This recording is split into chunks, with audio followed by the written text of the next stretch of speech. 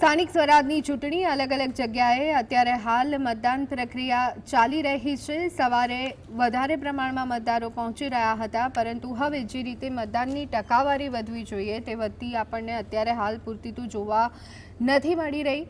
તમામ મુદ્દાઓ પર ચૂંટણીને લઈ અને તમામ મુદ્દાઓ કે જે ચર્ચામાં રહ્યા, કયા પરિબળો અસર કરી રહ્યા છે તે તમામ મુદ્દા પર આપણે વાત કરી રહ્યા છીએ। ફરી એક વખત ચર્ચાને આગળ વધારીએ તો આપણી સાથે કોંગ્રેસના પ્રવક્તા કરશન બાપુ ભાદરકા જોડાયેલા છે, પોલિટિકલ એનાલિસ્ટ દિલીપ પટેલ અને અન્ય એક પોલિટિકલ એનાલિસ્ટ પ્રદ્યુમન સરવૈયા આપણી સાથે જોડાયેલા છે। તમામે તમામ મહેમાનોનું સ્ટુડિયોમાં સ્વાગત છે।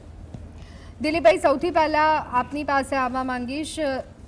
સ્થાનિક સ્વરાજની ચૂંટણી જેને લઈને ઘણી ચર્ચાઓ જોવા મળી, ઘણા બધા આક્ષેપો, પ્રતિ આક્ષેપો, મારામારી, ઝપાઝપી, પક્ષ પલટો અને અનેક આવી તો બાબતો જે ચૂંટણીમાં સામાન્ય રીતે આપણને જોવા મળતી હોય છે, એ જ બાબતો આ ચૂંટણીમાં પણ જોવા મળી।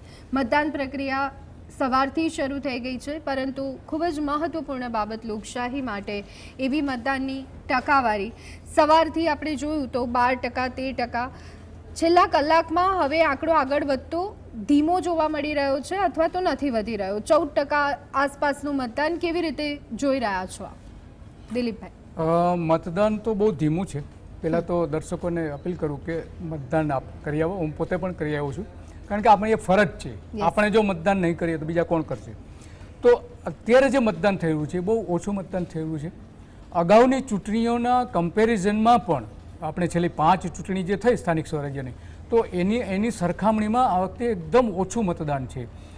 સામાન્ય રીતે એવું જોવા મળે છે કે જે શહેરી વિસ્તારો જે છે ત્યાં 45%ની આસપાસ ઓન સરેરાશ છેલ્લી 5 ચૂંટણીઓમાં મતદાન જોવા મળે છે, પરંતુ આ વખતે અત્યારે જે મતદાન થયું છે એમાં શહેરી વિસ્તારોમાં એનાથી પણ નીચું જઈ શકે છે એવો અત્યારે ટ્રેન્ડ બતાવી રહ્યો છે। ગ્રામ્ય વિસ્તારોમાં લગભગ 55 થી 60%નો એવરેજ જોવા મળે છે છેલ્લી 5 ચૂંટણીઓમાં। તો હવે ત્યાં પણ અત્યારે તો દેખાય છે કે ત્યાં કંઈક મતદાન શહેરોની કમ્પેરિઝનમાં વધારે સારું છે।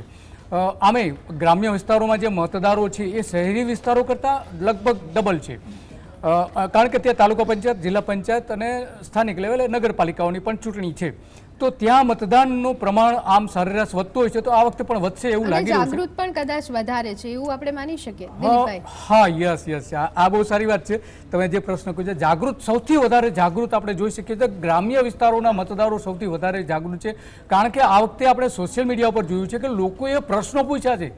એમના ઉમેદવારો જ્યારે પ્રચાર કરવા માટે જતા હતા એમાંથી જે અગાઉ ચૂંટાયા હતા એ અને અત્યારે જે મતદાન કરવા માટે એના કેમ્પેનિંગ માટે જે આવતા હતા એમને એટલા પ્રશ્નો પૂછ્યા હતા કે અગાઉ આટલા મોટા પ્રમાણમાં ક્યારેય લોકોએ પ્રશ્નો નથી પૂછ્યા।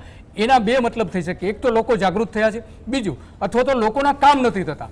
તો આ બે બાબતો બહુ સરસ છે કે લોકો એકદમ જાગૃત થયા છે અને જાહેર સભાઓમાં પણ પ્રશ્નો પૂછ્યા છે।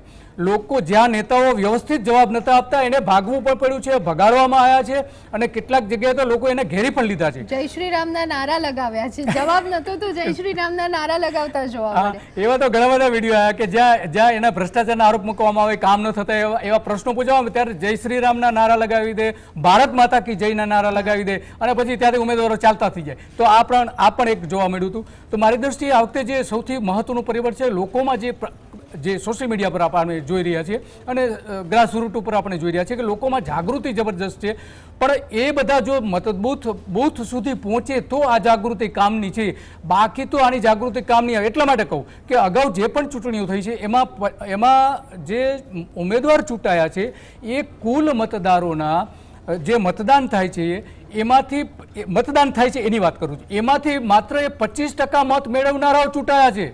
જો તમારે એ મત શેર વધારવો હોય તો દરેકે એમાં મતદાન કરવું જોઈએ। પશ્ચિમ બંગાળના લોકો 91-92% જો મતદાન કરી શકતા હોય તો ગુજરાત તો પ્રગતિશીલ છે વિચારધારાથી લઈને અલગ અલગ રીતે ઘણી બધી લોકશાહીની જાગૃતિ માટે, તો કેમ આપણે પણ અત્યારે જે 50%ની એવરેજ આવે છે, 45%ની એવરેજ આવે છે એનાથી વધારીને કેમ 90% સુધી ન લઈ જઈ શકીએ? તો દરેકે અત્યારે સમય છે આપણી પાસે મતદાન કરવાનો, નહીંતર થશે શું? અત્યારે એક પણ બૂથ ઉપર સીસીટીવી કેમેરા લગાવવામાં આવ્યા નથી। રાજ્ય ચૂંટણી પંચની સૌથી મોટી આ ભૂલ છે। અંદર જે કંઈ ગોલમાલ થવાની છે કે જે થઈ રહી છે એ સીસીટીવીમાં એને જે પુરાવો હોવો જોઈએ, જે વિજાણુ માધ્યમનો જે સૌથી મોટો પુરાવો ગણવામાં આવે છે એ જો પુરાવો જ તમે રદ કરી દો છો, એ ત્યાં મૂકવામાં નથી આવતા, તો કોઈ પણ વ્યક્તિ એમાં ગોલમાલ કરી શકે છે. જ્યારે આવી ગોલમાલ થાય ત્યારે સમજી લેવું કે છેલ્લી કલાકોમાં મતદાન વધતું હોય છે. અત્યારે પ્રમાણે આપણે જોઈએ તો 40%થી નીચે મતદાન થાય એવું લાગતું નથી મને, પણ જો ગોલમાલ થશે આ સીસીટીવીની ગેરહાજરીમાં તો એ વધીને કદાચ જઈ શકે છે કે 50% સુધી પણ જઈ શકે. જી, કરશન બાપુ કોંગ્રેસમાંથી આપણી સાથે જોડાયા છે. કરશન બાપુ, કેવી રીતે જોઈ રહ્યા છો આ સ્થાનિક સ્વરાજની ચૂંટણીમાં કોંગ્રેસની સ્થિતિને? જી, સૌપ્રથમ તો તમારા માધ્યમથી ગુજરાતના દરેક મતદાર કે લોકશાહી પ્રેમીઓને બે હાથ જોડીને વિનંતી કરું છું કે લોકશાહીના આવતીકાલના એક સારા દિવસ માટે, લોકશાહીના રક્ષણ માટે બધું જ સાઈડમાં કરીને મતદાન કરો એવી મારી અપીલ છે. કારણ કે આપણે સૌ જાણીએ છીએ કે આટલો મોટો દેશ હોય કે ગુજરાત હોય, લગભગ 23-24% લોકોને આધારે સત્તાઓ નક્કી થતી હોય છે. એનું મુખ્ય કારણ એ છે કે ક્યાંક ને ક્યાંક મતદાન ઓછું થાય છે. હવે કોંગ્રેસની સ્થિતિના તમારા પ્રશ્નનો સીધો જવાબ આપું તો હું તો ઘણા સમયથી કહું છું કે ગુજરાત હોય કે રાષ્ટ્ર હોય, માવતર પાર્ટી એ કોંગ્રેસ પાર્ટી છે. અને નો ડાઉટ ચડાવ ઉતાર આ તે તો એક રાજકીય ભાગ હોય છે, પણ અમારા માટે પણ હવે ચઢાવ જરૂરી છે કારણ કે ઉતાર ઘણા લાંબા સમયથી કોંગ્રેસ સહન કરી રહી છે. હું ત્યાં જ આવું છું. અત્યારે જે ગ્રાઉન્ડ લેવલે મેં પોતે કામ કર્યું, પછી જુનાગઢ જિલ્લો હોય, ભરૂચ હોય, આણંદ હોય, દાહોદ હોય, ઘણા બધા એરિયામાં મને પાર્ટીએ સોંપ્યું હતું ને એ જે ગ્રાઉન્ડ લેવલની હું તમને વાત કરું તો લોકોમાં કોંગ્રેસ તરફી ઘણો ઉત્સાહ છે અને એનાથી વિશેષ બીજેપીથી થાકી ગયા છે. બીજેપી પ્રત્યેની જે નફરત છે એ લોકોના મુખેથી અનેક જગ્યાએથી સાંભળવા મળ્યું છે અને આ વાત બીજેપી પણ જાણે છે કે જે વિકાસની ખોટી વાતો હોય, પ્રાંતવાદ, ધર્મવાદ, જ્ઞાતિવાદ, જે બધું ગોળ ગોળ કરીને સંવેદનાઓ સાથે લડીને જે રીતે વર્ષોથી પાવરમાં છે એ બાબત બીજેપી પણ જાણી ગયું છે અને બીજેપીને એ પણ અણસાર આવી ગયેલો કે હવે આ નફરત એટલી હદે વધી ગઈ છે કે હવે ફરીથી કોંગ્રેસ તરફ લોકોનો જુવાળ છે. એટલા માટે આ વાત પણ હું અનેક વખત બોલી ચૂક્યો છું ભૂતકાળમાં પણ કે બીજેપીએ એક સ્ટ્રેટેજી કહેવાય, કારણ કે અમુક પ્રકારના ઇલેક્શન વિનિંગ ટાઈપના લોકો એમની ટીમ છે આખી બીજેપી પાસે, એટલે એમણે કોંગ્રેસના મત તોડવા માટે આમ આદમી પાર્ટીને પોષવાનું શરૂ કર્યું અને આ વાસ્તવિકતા છે. જે કોંગ્રેસીને કોઈ પણ વ્યક્તિ સ્ટડી કરશે તો એમાંથી એ આઉટપુટ આવશે. પણ એ છતાં અમને આનંદ એ વાતનો છે કે આ બાબત પણ ગુજરાતના શાણા લોકો જાણી ગયા છે. આખા ગુજરાતમાં લોજિક જોવા મળી રહ્યું છે. એક સમયે કોંગ્રેસ આપ સાથે ગઠબંધન કરે, બીજી બાજુ હવે અમિત ચાવડા કોન્ફરન્સ કરી અને એવું કહે કે આમ આદમી પાર્ટી અને બીજેપી એક છે, તો સાથે રાષ્ટ્રીય કોંગ્રેસ પણ આ જ વાતો કરે. એટલે અહીંયા બંને બાબતોમાં આટલું વિરોધાભાસ કેમ જોવા મળી રહ્યો છે? એક તરફ ક્યારેક તમે ગઠબંધન કરો છો અને પછી તમે આમ આદમી પાર્ટીને બીજેપીની ટીમ ગણાવો છો. આ કઈ રીતનું ગણિત? જી, વાસ્તવિકતા જ્યાં સુધી ના સમજાય ત્યાં સુધી, માનો કે આપણે ત્યાં સામાજિક ઉદાહરણ દઉં તો 5-5 કરોડના 10-10 કરોડના ખર્ચા કરીને પુત્ર વધુ આવી હોય ને એના છૂટાછેડા થાય છે. કારણ કે એ જ્યારે 10 કરોડની જાન જોડી હોય ત્યારે વાસ્તવિકતાની ખબર ના હોય કે કેટલા લક્ષણો સારા છે અને કેટલા લક્ષણો આપણા પરિવારને અને આ ફિલ્ડમાં વાત કરીએ તો આપણા દેશને, આપણી લોકશાહીને, એટલે એ બધું તો થતું રહે. પણ વાસ્તવિક બાબત બતાવું નોન પોલિટિકલી તમને કે આમ આદમી પાર્ટીની રિયાલિટી શું છે. અન્ના હઝારે સાહેબનું જે આંદોલન થયું દિલ્હીમાં એ દરેક પત્રકાર જગત અને દરેક અભ્યાસુ માણસ જાણે છે કે ફંડિંગ બાય કોણ હતું. એ બધા લોકો જાણે છે સંઘ દ્વારા કઈ રીતનું ફંડિંગ થયું. શીલા દીક્ષિત બીજેપી દ્વારા દિલ્હીમાંથી નહોતા હટતા તો જે અન્ના હઝારેના આંદોલનમાંથી જે કેજરીવાલ સાહેબનો ચહેરો બહાર આવ્યો એને પ્રમોટ કોણે કર્યો? તે પછી જેલનું આ તે, કારણ કે લોકોને બતાવવું તો પડે લોકશાહીમાં. હું ઘણી વખત મીડિયાના માધ્યમથી પૂછેલું છે મેં કે કોઈ માણસ જેલમાં હોય તો જેલમાંથી છૂટીને માણસ ઘરે પરિવારમાં જાય કે હરિયાણામાં સભા લેવા જાય અને પેલી સભાએ ગઠબંધન તોડી નાખવામાં આવે છે.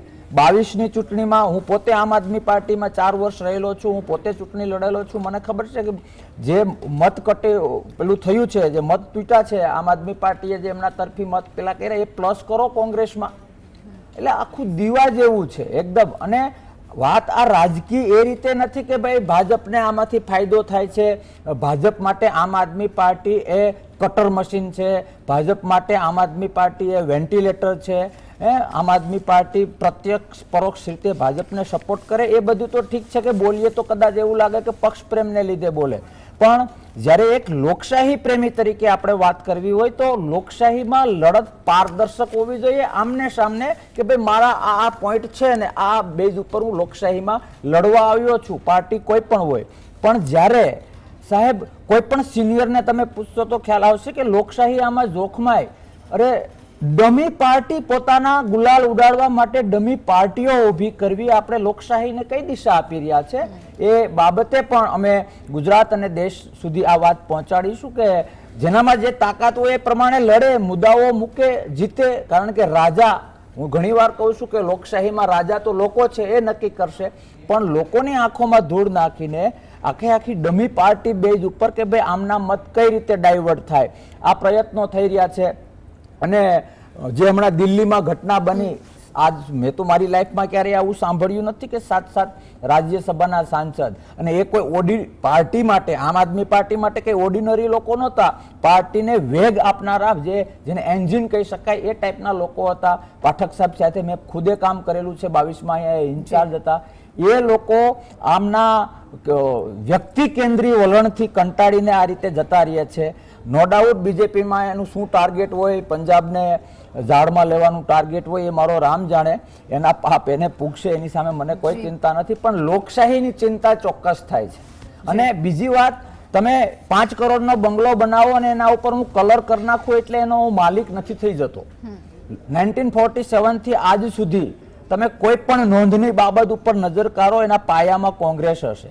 હું રિપીટ કરું છું કે રાજકીય પક્ષોમાં અંધારું અંજવાળું એવું બધું આવ્યા કરતું હોય, પણ આ બાબત હવે લોકો જાણી ગયા છે કે જે વિકાસ છે કેટલી સમાનતા સાથે વિકાસ થયો છે અને કેટલું ઇનબેલેન્સ ઓફ ઇકોનોમી આવ્યું છે. આ બધું વાસ્તવિકતા છે. આશા રાખું કે લોકો આ જાણે છે અને ફરીથી માવતર પાર્ટી કોંગ્રેસ પાર્ટીને ચાન્સ આપશે. જી, પ્રદ્યુમન સર્વૈયા આપણી સાથે પોલિટિકલ એનાલિસ્ટ જોડાયા છે. પ્રદ્યુમનજી, જે રીતે અહીંયા કરસન બાપુએ વાત કરી કે પાયામાં કોંગ્રેસ છે, પરંતુ અત્યારે જે હાલત છે કોંગ્રેસની, જે લોકમુખે ચર્ચાઈ રહ્યું છે, આપણે અહીંયા વાત કરી રહ્યા છીએ કે અત્યારે તો કોંગ્રેસ ઇલેક્શન આવે ત્યારે ચર્ચામાં આવે છે. આ બાબતને લઈ અને આપનું શું કહેવું છે? બીજેપી માટે હર હંમેશ ચૂંટણી જેવું જ વાતાવરણ, જ્યારે કોંગ્રેસ માટે ચૂંટણી આવતા પહેલાના સમયમાં એક્ટિવ થવાની નીતિ, શું આ ક્યાંક કોંગ્રેસને ભારે પડી રહી છે? કોંગ્રેસ પાયામાં હશે, રાજકીય રીતે આપણે જોઈએ છીએ ભારતના સ્વતંત્રતામાં હતું અને છે ચોક્કસ, પરંતુ અત્યારે ધરાતલ ઉપર નથી દેખાતું. અનેક વર્ષોથી આપણે ગુજરાતમાં તો ખાસ કરીને 30 વર્ષથી કોંગ્રેસ જે હોવું જોઈએ પરિસ્થિતિમાં નથી, અને એને જે બદલાવ કરવો જોઈએ, સમયની પરિવર્તનની જે માંગ છે એમાં પણ સમયે પરિવર્તિત નથી થઈ શક્યું. એના લીધે અત્યારે જોઈએ છીએ આપણે ઓછું મતદાન કરવા માટે મતદાર પ્રેરાય છે, મતદાન કરવા નથી જતો. સામે એની પાસે ઓપ્શન પણ છે, કોંગ્રેસનો ઓપ્શન છે, આમ આદમીનો ઓપ્શન છે, છતાં પણ મત દેવા નથી જતો. એ જ વિચારવાનું છે કે ક્યાંક ને ક્યાંક ભાજપનું કેટલું સ્ટ્રોંગ છે, ભાજપ પાસે જે વૈચારિક રીતે સ્ટ્રોંગ છે, પોતે નેશનલ લેવલે એક વિચારધારા છે, એક સંગઠન છે, રાજ્ય લેવલે સંગઠન છે, જે બૂથ લેવલની ટીમ છે, એ કોંગ્રેસ પાસે નથી. એક કાર્યકરની જે ફોજ છે એ કોંગ્રેસ પાસે નથી, અને આર્થિક સદ્ધરતા જે છે એ કોંગ્રેસ પાસે નથી. ભાજપ પાસે એ બધું છે. તંત્રની જે ફેવર છે, તંત્રનો ઉપયોગ કરવાનો, દુરુપયોગ કરવાનો, એ પણ ભાજપ કરી શકે છે. ભાજપ પાસે જે નેતાઓ છે, સ્ટાર નેતાઓ છે, એ કોંગ્રેસ પાસે નથી. એટલે કોંગ્રેસ પાસે જે નથી એ ક્યાંક ને ક્યાંક સત્તાથી પોતે દૂર રહ્યો છે, અને એની ભૂલમાંથી પોતે શીખી પણ નથી રહ્યો.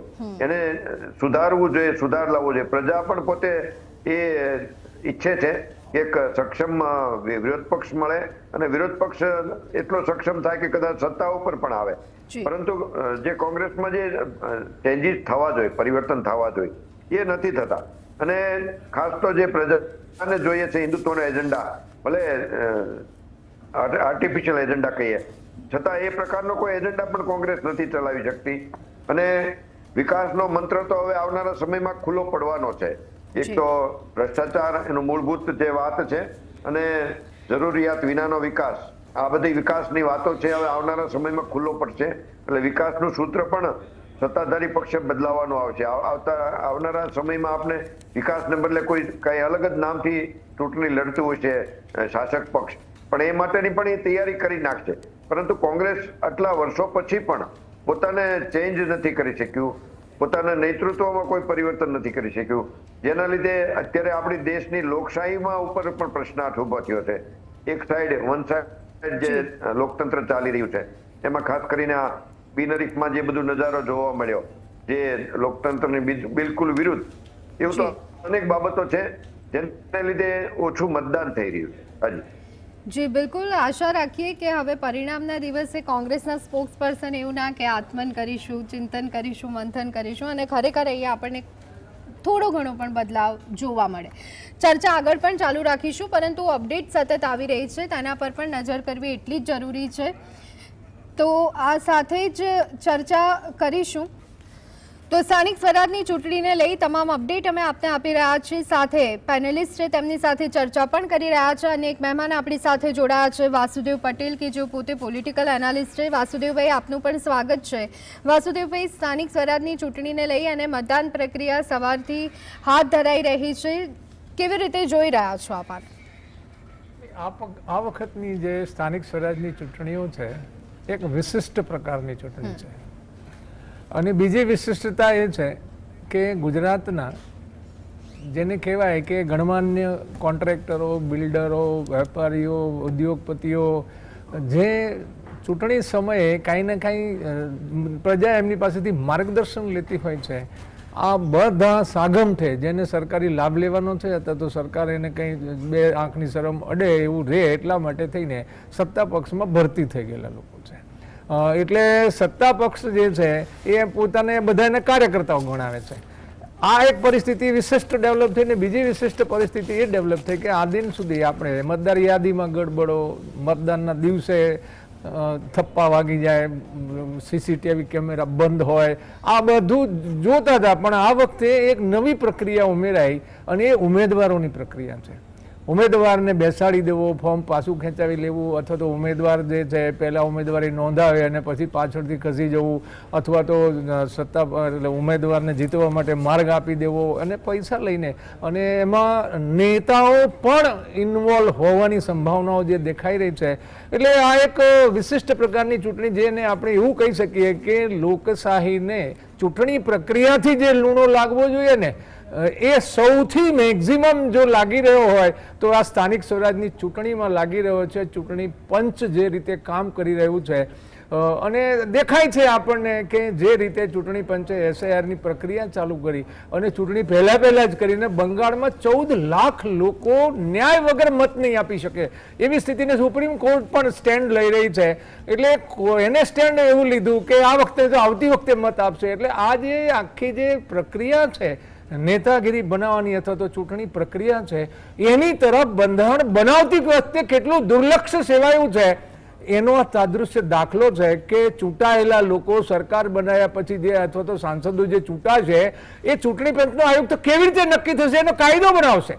અને કાયદો બનાવ્યો 70 વર્ષે સીજીઆઈએ કોર્ટે બનાવ્યો ત્યારે સરકારે ફરી એની સત્તા પક્ષે ફરી એમાં ફેરફાર કરીને સીજીઆઈને બહાર કરીને પુરાની સિસ્ટમ એસ્ટાબ્લિશ કરી. એટલે બંધારણનું જે લૂપ છે એમાં રહી ગયેલી જે થોડી જે ભૂલ છે, ખામી છે, એને જે રીતે દુરુપયોગ થઈ રહ્યો છે કે ચૂંટણી પંચના આયુક્ત ઉપર તમે કેસે ના કરી શકો, તમે એક પણ પગલું ના લે, તમે ચાલુ ચૂંટણીમાં 10,000 રૂપિયા 1 કરોડ 10 લાખ મહિલાઓને આપી રહ્યા છે તો પણ કાંઈ નહીં. એટલે આ આખી જે પરિસ્થિતિ જે સર્જાઈ છે દેશમાં ને એનું જેને કહેવાય ને કે વરવું સ્વરૂપ ગુજરાતમાં એની શરૂઆત થાય છે. તમે જુઓ સુરતમાં લોકસભામાં પ્રયોગ થયો હતો કે સાંસદને બિનહરીફ કર્યો, લોકોના રિએક્શન જોઈ લીધા કે લોકો કાંઈ કરી શકવા નથી, કાંઈ કરતા નથી, એટલે આ વખતે 700 મેળ પાડી દીધો, 750. એટલે કુલ મળીને આખી જેને આપણે સ્વાયત્ત સંસ્થાઓ કહી રહ્યા હતા, જેને આપણે ચૂંટણી વખતે તંત્ર તો રાજ્ય સરકારનું જ હોય છે પણ હાથમાં એક સ્વાયત્ત સંસ્થાના હોય છે એવું કહેવાય છે એટલે આ વખતની ચૂંટણી ન ભૂતો ને ભવિષ્યથી તો ખબર નથી આગળ જતા શું થશે. હું પણ એક એ દિશામાં કાંઈ ને કાંઈ ઘણા લોકો વિચારી રહ્યા છે કે હવે આ લૂણો લાગી જેલી જે ચૂંટણી વ્યવસ્થા છે એને આપણે ઇલેક્શન કહીએ છીએ, એને બદલીને કોઈ સિલેક્શન સિસ્ટમ આવે તો કદાચ આ બધી જ સમસ્યાઓ છે એનું સમાધાન મળે. બાકી તો ચૂંટણી પંચ જે છે માળા જ જપે છે કે ઈવીએમ મારું સાચું, દુનિયામાં આખે દુનિયાના દેશો બદલી નાખે અહીંયા પણ મારા ઈવીએમમાં તો કાંઈ ન થઈ શકે. હવે આ જેને નોન ટેકનિકલ માણસને શું કહેવું મારે, પણ આ આખી પરિસ્થિતિ જે સર્જાઈ છે એ જેને કહેવાય ને કે કોણ જીતશે કોણ હારશે એટલે વિશ્લેષણ માટે તમે આમ બોલાવો છો, પણ કોની જોડે કેટલો સોદો થયો છે ઉમેદવારીમાં મતદાતા સાથે થતો હોય ધ્યાનમાં આવતું હતું કે આ ખરીદ્યા સમાચાર આવી જતા હતા, પણ આ પાર્ટીનું ઉમેદવારનું શું કરવાનું. એટલે આખી પરિસ્થિતિમાં મને એવું લાગે છે કે આ સ્થિતિમાંથી દેશને બહાર કાઢવા માટે જે સમજુ લોકો છે એ વ્યક્તિગત લાભો લેવામાં સત્તા પક્ષમાં જવાને બદલે કંઈ સ્વાયત્ત રીતે કાંઈ વિચારે અને દેશને આ દલદલમાંથી ને કે દેશને મને એવું લાગે છે કે ડિક્ટેટરશીપ આવી જવામાં બહુ વાર નહીં લાગે. આ પ્રમાણે જો ચૂંટણીઓ થશે અને સ્વાયત્ત સંસ્થાઓ આવી રીતે જ કામ કરશે તો લોકશાહી છે એને બહુ મોટો ખતરો છે. અને ખતરામાં જે સ્વાર્થ માટે ગયા છે એમને માટે ખતરો આવવાનો છે, એવું નથી કે એ બચી શકવાના છે. એટલે મને લાગે છે કે આ દિશામાં કંઈક ને કંઈક થવું જોઈએ, આમાંથી કંઈક બોધપાઠ લેવો જોઈએ કે ગુજરાતની ચૂંટણી સ્થાનિક સ્વરાજની ચૂંટણી આટલું બધું જે પ્રમાણે ચાલે છે તેમ છતાં પરિણામ શું આવશે ખબર પડતી નથી. જી બિલકુલ. દિલીપભાઈ, ચૂંટણીમાં પક્ષો જીત મેળવવા માટે સત્તા માટે સામ દામ દંડ ભેદ અપનાવતા હોય છે, અનેક એવા રાજકીય હથકંડા આપણને જોવા મળતા હોય છે, પરંતુ આ વખતે પ્રચારમાં આપણે એક એ પણ જોયું કે બિહારી સમાજ દ્વારા મતદાન માટે જાગૃતિ કાર્યક્રમ રાખવામાં આવ્યો અને રામજીના ગીત પર મહિલાઓ ઠુમકા લગાવતી જોવા મળી. સાથે નેતાઓનું કામ હવે જાણે કે મનોરંજન પીરસવાનું હોય એ રીતે ગોપાલ ઇટાલિયા એક કહી શકાય મંચ પરથી ભાષણ કરી રહ્યા હતા અને અશ્લીલ શબ્દોનો પ્રયોગ કરવામાં આવ્યો, ગાળો બોલવામાં આવી. કઈ દિશામાં આપણે જઈ રહ્યા છે ને શું જનતાને પણ આ બધું ગમી રહ્યું છે? શું એટલા માટે અને ત્યાં હાજર લોકો રીતસર હસતા આપણને જોવા મળી રહ્યા છે, તાળીઓ પાડે છે? યસ બિલકુલ. હા, આ ચૂંટણીમાં મેં જોયું છે છેલ્લા 40 વર્ષથી હું ચૂંટણી કવર કરતો આવ્યો છું, પરંતુ આ જે ચૂંટણી છે સ્થાનિક સ્વરાજ્યની જ્યાં સુધી વાત કરું છું ત્યાં સુધી અત્યાર સુધીની શરમજનક મારા 40 વર્ષના અનુભવ અગાઉ જે કંઈ થયું હોય તે અત્યંત શરમજનક આ ચૂંટણી છે. ગુજરાત માટે શરમજનક છે, રાજકીય પક્ષના ઉમેદવારો અને રાજકીય પક્ષો માટે આ શરમજનક ચૂંટણી છે. કારણ કે એમાં જે હથકંડા અપનાવવામાં આવ્યા છે, લોકોને જે ગાળો દેવામાં આવે છે એની તાળીઓ પાડવામાં આવે છે, લોકોને માર મારવામાં આવે છે, તો એની સામે કોઈ રિએક્શન પણ એટલું બધું નથી આવતું. સ્થાનિક લેવલ ઉપર થોડા ઘણા પડતું જોવા મળે પણ માસમાં એ જોવા નથી મળતું. તો આ જે આપણે જોઈએ છે કે નેતાઓ ધર્મના નામે મત માગી રહ્યા છે. આપણે જોયું છે ભારતીય જનતા પાર્ટીનું ફેસબુક છે તો એમાં એણે ધર્મના નામે મત માંગ્યા છે. 7 પોસ્ટ મૂકવામાં આવી છે. અયોધ્યાના મંદિરથી લઈને સોમનાથ મંદિરથી લઈને આવી 7 પોસ્ટ કઈ રીતે આ ચૂંટણી પંચ ચલાવી રહ્યું છે?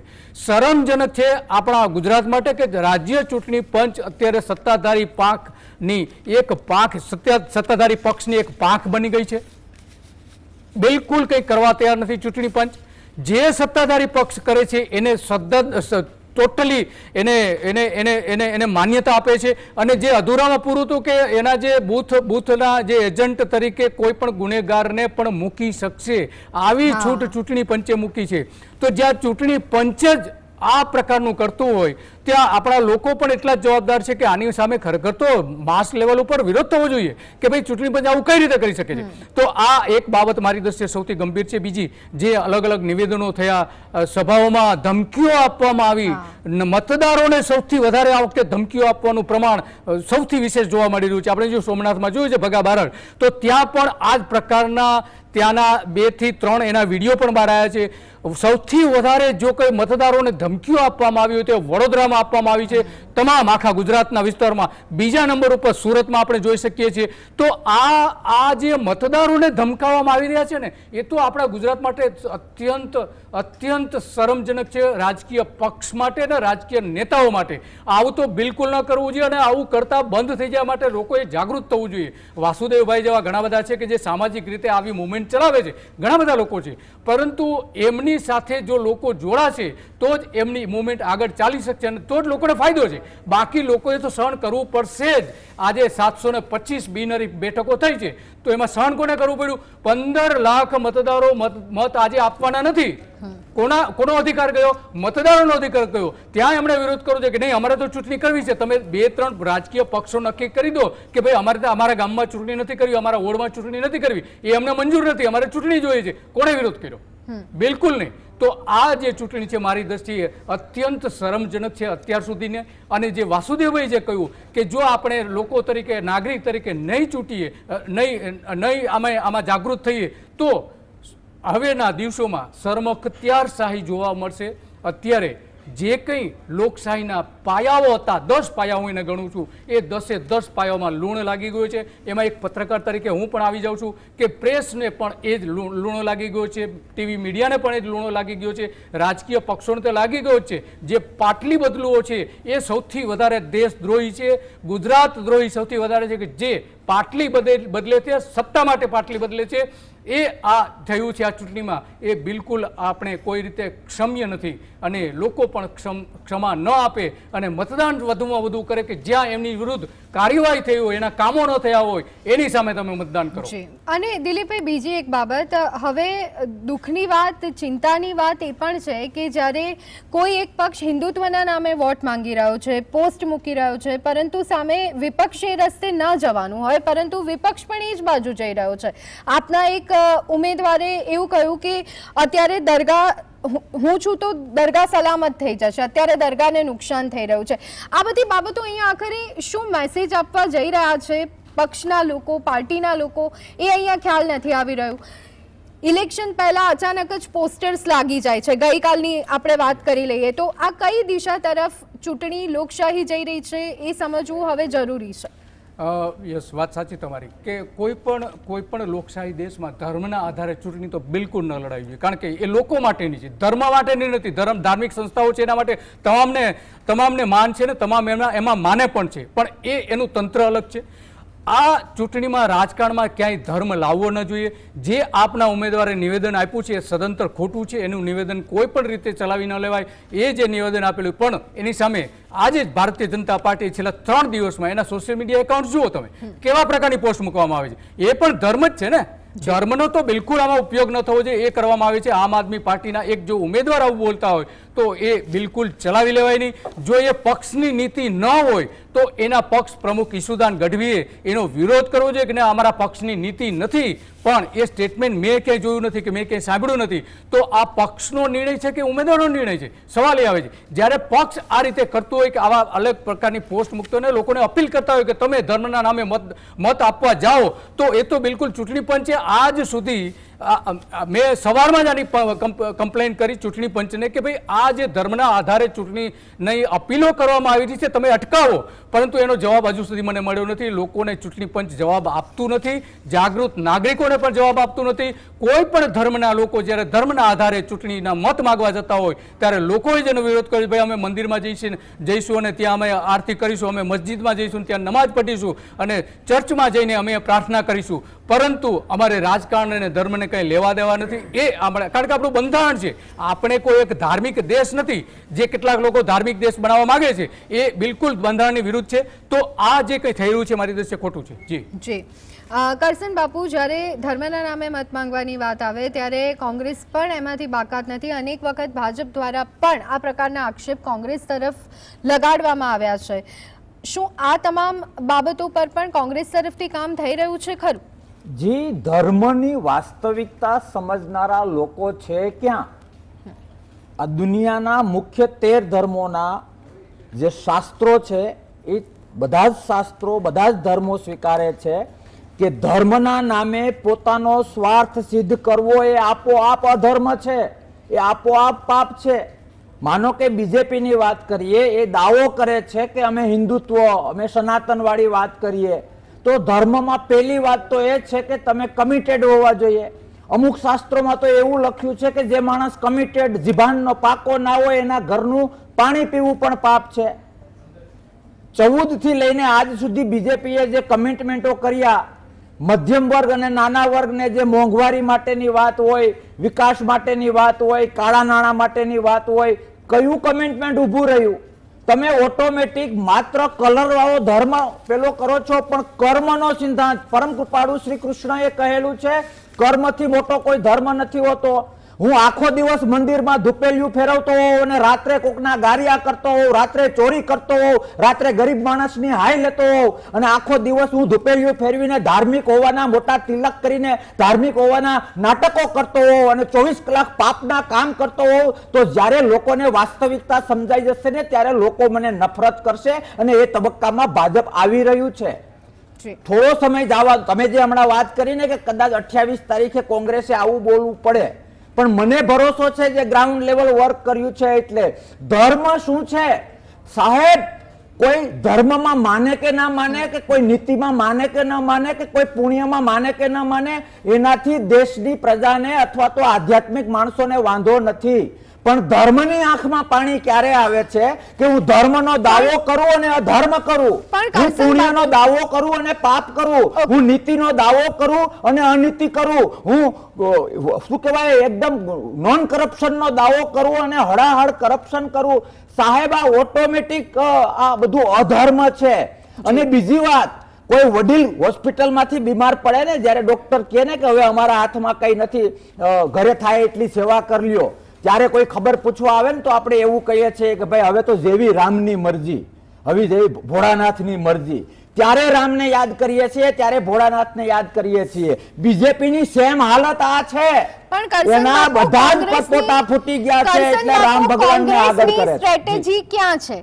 કોંગ્રેસ કહે છે કે ઈડી, આઈટી, સરકારી મશીનરી, કાયદો, પોલીસ બધું જ અને ધર્મના નામે જે કહી શકાય કે મતદારોને રીઝવવાનું કામ ભાજપ કરી રહી છે, માની લો એ કરી રહી છે, પરંતુ કોંગ્રેસની નીતિ, રણનીતિ ક્યાં છે? હવે આ વાસ્તવિકતા જો છે આપણે માની લઈએ છીએ, તો એની સામે મતદારોને આકર્ષવા પડશે. એના માટે એક રણનીતિ જોઈશે, ગ્રાઉન્ડ લેવલ પર કામ જોઈશે, બજેટ ફાળવવામાં આવે છે, કેટલા ટકા એ બજેટના પૈસા જનતાના કામ માટે વપરાયા, એ મુદ્દો કદાચ સરકાર ન બતાવે તો ઉજાગર કરવાનું કામ વિપક્ષનું છે. શું ખરેખર વિપક્ષ એટલું મજબૂત છે ખરું? માત્ર ને માત્ર ચૂંટણીના સમયે આંદોલનો કરવા માટે આવતી કોંગ્રેસ એ જનતાના મનમાં કેટલી ઇમ્પેક્ટ ઊભી કરી શકશે? ના, એ પ્રશ્નનો, તમારી વાતનું હું ખંડન કરું છું કે માત્ર ચૂંટણી વખતે પેલું થતું હોય છે.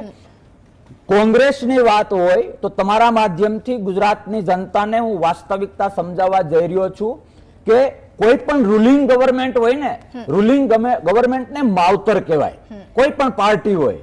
હવે માવતરનો ધર્મ છે કે પોતાનું રાજ્ય અથવા પોતાના દેશ માટે શક્ય વધુ સારું કરવું. હું કરશન બાપુ ભાદરકા મારા દીકરાને કોઈ સ્કૂલમાં એડમિશન કરું અથવા તો બીમાર પડે ને કોઈ હોસ્પિટલમાં દાખલ કરું તો મારે ઢોલ ના વગાડવાનો હોય. બાપ તરીકે મારો ધર્મ છે કે મારા દીકરાને યોગ્ય શિક્ષણની મારી શક્તિ પ્રમાણે મારે વ્યવસ્થા કરવી, મારી શક્તિ પ્રમાણે એના આરોગ્યની વ્યવસ્થા કરવી. ભાજપને આ ટેવ પડી ગઈ છે. મેં ભૂતકાળમાં એવા પ્રોજેક્ટો પણ જોયા છે કે જે પ્રોજેક્ટ કરતા એના માર્કેટિંગના બજેટ મોટા હોય છે. કોના બાપની દિવાળી ભાઈ? અને તમે જે વાત કરો છો તો કોંગ્રેસ, હકીકત વાસ્તવિકતા તો એ છે કે આ સાંભળીને જે ભાજપ પ્રેમી લોકો છે એને મારી વાત બિલકુલ નહીં ગમે. સાચો ધર્મ તો કોંગ્રેસ નિભાવતી આવી છે. કર્મ એ જ ધર્મ છે, આ મારું નથી, સનાતનના શાસ્ત્રોનું હાટ છે. તમે 1947 થી આજ સુધી જે કામો થયા, અમને માત્ર કલર કર્યો છે, બાકી કામ કયું કર્યું છે? લોકોના આંતરિક ડખાઓ. કરશન બાપુ, જ્યારે પક્ષ પલટો કરતા હોય છે કોંગ્રેસના લોકો, ત્યારે શું આ કર્મ નથી સમજતા એ લોકો? જી, એમાં જો કોઈનું ઘર વ્યવસ્થિત ચાલતું હોય તો આપણા જો ધર્મની જ વાત હોય તો કોઈનું ઘર વ્યવસ્થિત ચાલતું હોય, એ ઘરમાં તિરાડ પડે તો એ તિરાડ કરતા તિરાડ પાડનાર વધુ પાપી છે, વધુ અધર્મી છે. અને આ કામ કોણ કરે છે? બીજેપી કરે છે. બીજેપી કયા આધારે કરે છે? ક્યાંક ને ક્યાંક ફાઇનાન્સને આધારે કરે છે. નાણું ક્યાંથી આવે છે ભાઈ? ક્યાંક ને ક્યાંક એક સ્વાર્થ આપવાની વાત કરે છે, તો એમાં પણ અંદરના માણસનો કોઈનો અન્યાય છે. એટલે એમાં તો એ પણ એક પાપ છે અને એ પાપ પણ એક કરનારનું છે. જો બીજેપી કોઈ બીજામાંથી તોડે છે તો એ પાપ એનું છે. અને આગળના જે પેલા મેં વાત કરી એ પ્રમાણે સાહેબ લોકશાહી પ્રેમી તમે જીતો અમને કઈ વાંધો નથી, અમે જીતીએ તમને કઈ વાંધો નથી, જી, ઘડીક વાર બિલકુલ, માની પણ લો, કરશન પણ બાપુ, અહીંયા શક્તિથી લડવાનું કોઈ પણ હોય. પક્ષની વાત Repeat હોય. કરું કે ડમી જી. પક્ષો ઊભા ના જી, કરવા જી, જોઈએ. બિલકુલ જી, કોઈ જી. પણ પક્ષની વાત હોય, કોઈ પણ કાર્યકરો જ્યારે કોઈ પક્ષ સાથે જોડાતા હોય ત્યારે એફિડેવિટ તો નથી થતી કે આની સાથે જ રહેવાનું છે, પણ અહીંયા વાત હોય છે એક સિદ્ધાંતની, પાર્ટીને સમજવાની, એની રણનીતિને સમજવાની, વિચારોને સમજવાની અને પછી જોડાવાની અને એની સાથે લોયલ રહેવાની. પણ લગભગ એ અત્યારે હાલ કોઈ પણ પક્ષના કાર્યકરોમાં નથી જોવા મળી રહ્યું. જો એ વસ્તુ પણ અટકે તો કદાચ ઘણા બધા મુદ્દાઓ અહીંયા સોલ્વ થઈ જાય. આ ચર્ચા આગળ ચાલુ રહેશે, પરંતુ અત્યારે હાલ સમય થયો છે એક બ્રેક લેવાનો. આપ જોતા રહો.